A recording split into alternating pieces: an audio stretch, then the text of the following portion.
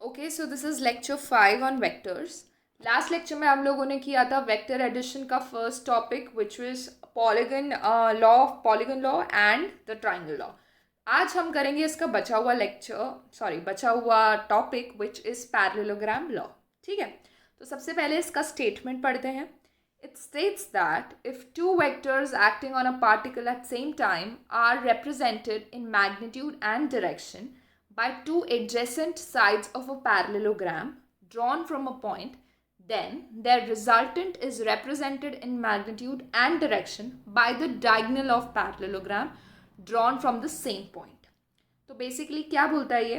Last में triangle में हमने बोला था कि अगर जो दो वेक्टर्स हैं उसको हम रिप्रेजेंट करें साइड ऑफ ट्राइंगल से इन द सेम ऑर्डर, तो जो थर्ड साइड होती थी ऑपोजिट ऑर्डर की वो आपको क्या देती थी? Magnitude and direction. ठीक है, पैरेललोग्राम में हम क्या बोल रहे हैं कि अगर दो वेक्टर्स हैं उसको आप साइड ऑफ पैरेललोग्राम से रिप्रेजेंट करो इस तरीके से, तो उनका जो डायगनल होता है सेम पॉइंट से इमर्ज करता हुआ, ये डायगनल है, तो ये जो होगा वो आपको रिजल्टेंट वेक्टर देगा। ठीक है, समझ आ गया? उधर क्या था, इधर क्या था? इधर उधर साइड्स ऑफ ट्राइंगल से रिप्रेजेंट कर रहे थे हम वेक्टर्स को, इधर हम साइड्स ऑफ पैरेललोग्राम से रिप्रेजेंट कर रहे हैं। Is that clear? तो अब इसके लिए भी एक फॉर्मूला हमें पता करना है, तो देखते हैं उसका फॉर्मूला। तो इसका जो मैग्नीट्यूड होता है वो तो होता है √p² + q² + 2p/q cos theta, जहाँ पे ये आपका थीटा है ये पूरा। ठीक है, एंड tan बीटा क्या होता है? q sin theta upon p + q cos theta. This is your beta. Okay, अगर आपने ट्राइंगल लॉ ढंग से पढ़ा होगा तो आपको ऐसा लग रहा होगा कि अरे ये तो सेम मैग्नीट्यूड है और ये सेम डायरेक्शन है, ऐसा कैसे? लॉ तो अलग है ना। बट अगर हम इस चीज़ को ढंग से देखें तो क्या बोलता है आपका पैरेललोग्राम लॉ? ये वेक्टर है आपका, ठीक है, और ये आपको क्या दे रहा है? मैग्नीट्यूड दे रहा है, रिजल्टेंट वेक्टर दे रहा है। अगर आप देखो, अगर मैं इस वाले वेक्टर को इधर शिफ्ट कर दूं इस तरीके से, मैं शिफ्ट कर दूं इसको, ठीक है, तो ये चीज़ दोनों पैरेलल है तो सेम चीज़ आपको देंगे। और क्या ये वाला पार्ट जो है वो आपका ट्राइंगल लॉ बन गया? ध्यान से देखते हैं इसको। मैंने क्या बोला कि ये जो है आपका वेक्टर, ये आपका रिजल्टेंट दे रहा था। अगर मैं इस चीज़ को यहाँ पर शिफ्ट कर दूँ इधर, ये वाला, तो क्या ये वाला पार्ट आपका ट्राइंगल लॉ बन गया? ठीक है, तो ये वेक्टर चाहे मैं रिजल्टेंट बोलूँ या ये वेक्टर मैं रिजल्टेंट बोलूँ, एक ही तो बात है। ठीक है, इसलिए इसका मैग्नीट्यूड भी सेम होता है, डायरेक्शन भी सेम होता है। बस डिफरेंस किस चीज़ का होगा? जब आप ट्राइंगल लॉ लेते थे तो आप इस तरीके से वेक्टर्स को लेते थे सेम डायरेक्शन में, इसलिए हम थीटा बाहर वाला लेते थे। यहाँ पर हम पैरेललोग्राम से रिप्रेजेंट कर रहे हैं तो हम इस तरीके से इन वेक्टर्स को ले रहे हैं, तो ये थीटा ये वाला होगा। बस इतना सा डिफरेंस है, otherwise the magnitude is same and the direction is also same. उधर भी जो डायरेक्शन रिजल्टेंट की डायरेक्शन होती थी वो फर्स्ट वेक्टर से हम लेते थे, इधर भी फर्स्ट वेक्टर से ही ले रहे हैं। Is that clear? तो हम आज के क्वेश्चंस करें उससे पहले हम थोड़ा सा रिविजन कर लेते हैं। हमने पहले पढ़ा था पॉलीगन लॉ। वो क्या होता है? वो कितने भी वेक्टर्स के लिए होता है, उनको बस इस तरीके से अरेंज करना होता है, tail head and so on. तो फाइनल जो ऑपोजिट ऑर्डर का वेक्टर होता है वो आपको रिजल्टेंट देता है इस तरीके से, तो ये आपका रिजल्टेंट हो गया। ठीक है, ट्राइंगल लॉ में हमने क्या पढ़ा था? इस तरीके से वेक्टर्स हैं आपके, ये थीटा वाला गलत ड्रॉ कर रखा है मैंने, इस तरीके से आपके दो वेक्टर्स हैं, ये आपका थीटा है।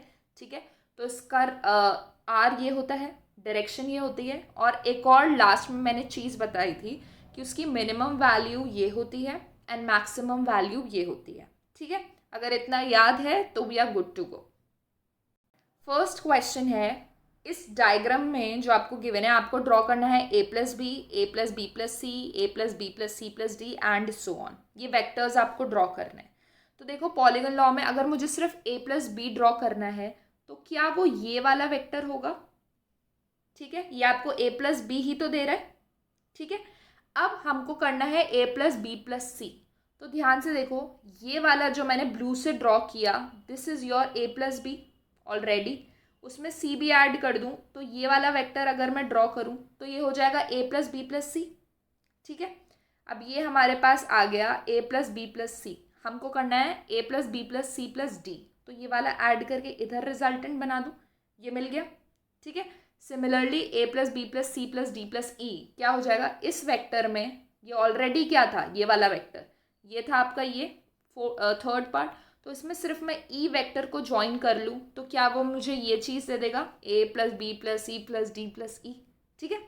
अब क्या करना है, ये लास्ट वेक्टर है आपका, इसको ऐड कर दो, समझ आ गया। अब दिमाग में ये क्वेश्चन आएगा कि ये तो हमने सिर्फ इसका पिक्टोरियल चीज़ की है, इसके एक्चुअल में वैल्यूज़ अगर दे दें तो कैसे सॉल्व करेंगे। तो उसके लिए सिर्फ ये लॉ से नहीं होगा, इसके लिए हमें यूज़ करना पड़ेगा resolution of vector which will be the last lecture, यानी नेक्स्ट लेक्चर, तो उसमें हम करेंगे, ठीक है, वैसे क्वेश्चंस। अभी हम नेक्स्ट न्यूमेरिकल्स पे चलते हैं। ये सारे न्यूमेरिकल्स जो हम करेंगे उनको क्या करना, पॉज करके पहले खुद ट्राई करना, उसके बाद सोल्यूशन देखना, इससे बहुत ज़्यादा हेल्प मिलेगी, ठीक है, कॉन्सेप्ट्स क्लियर होंगे। So the first question is the greatest and the least resultant of two forces is 20 and 12 Newton respectively, ठीक है। greatest कितना है 20 and least है 12. Now if each force is increased by 1 Newton, find the new force acting at 90 degree. तो उन्होंने क्या बोला है, क्वेश्चन ध्यान से समझो, क्वेश्चन में बोला है कि आपको greatest and least force of two vectors given है ना। अब पहले उन फोर्सेस को फाइंड आउट करेंगे, फिर उसमें 1 ऐड करेंगे, ठीक है, और उसका फिर रिजल्टेंट निकालेंगे when your theta is 90 degree, alright, okay. तो हमें पता है मैक्सिमम ऑफ टू वेक्टर्स का मैग्नीट्यूड क्या होता है, उन दोनों का एडिशन, यानी a प्लस बी, तो a plus B is 20, minimum a minus B is 12। तो जब इनको सॉल्व करोगे तो 2a आएगा 13, यानी a आ गया 16।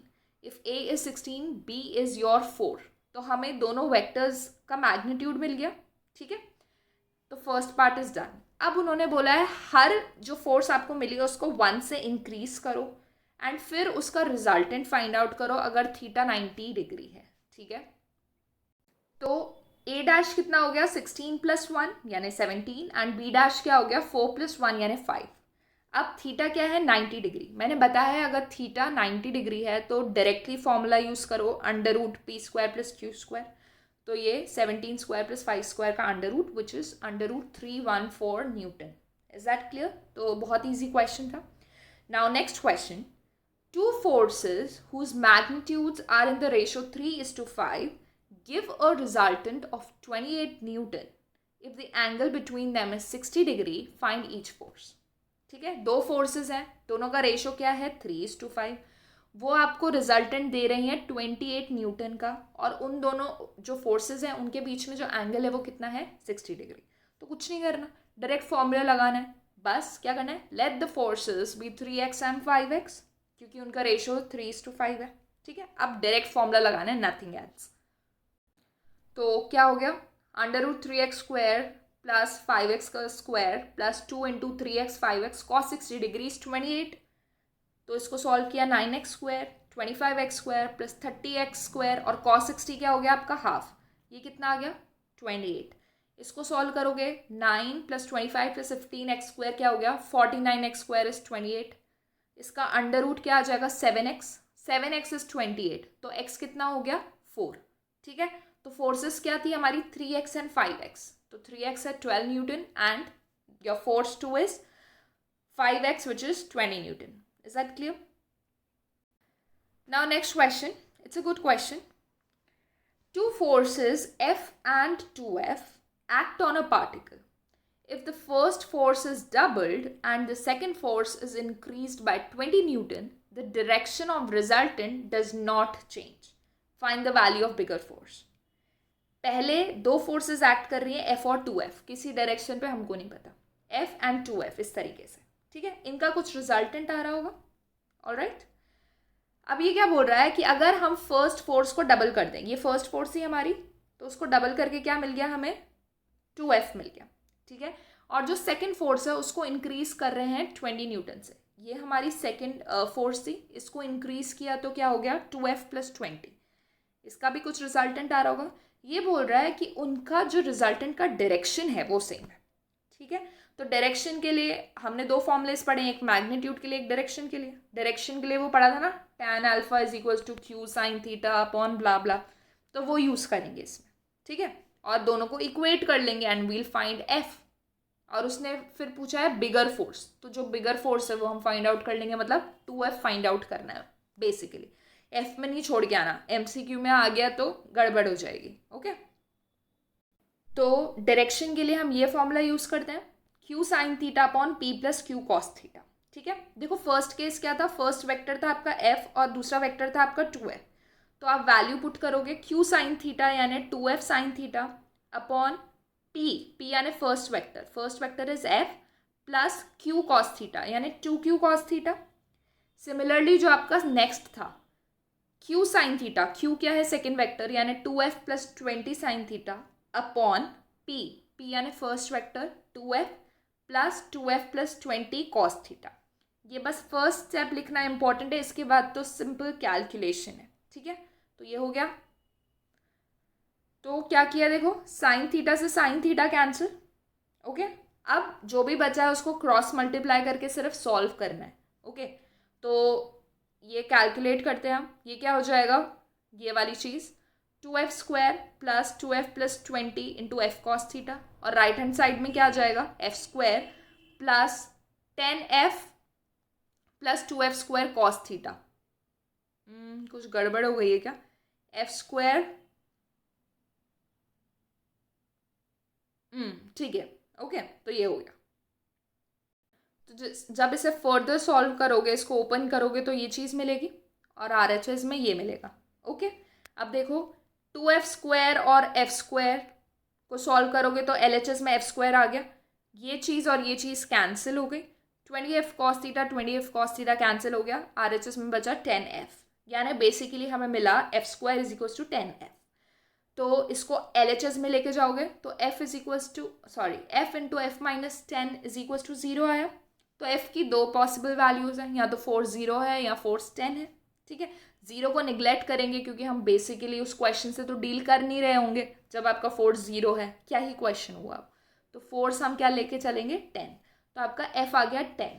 अब यहाँ पर आंसर नहीं छोड़कर आना क्योंकि क्वेश्चन में क्या गिवन था, that you need to calculate the bigger force. तो bigger force क्या थी 2F which is 20 Newton.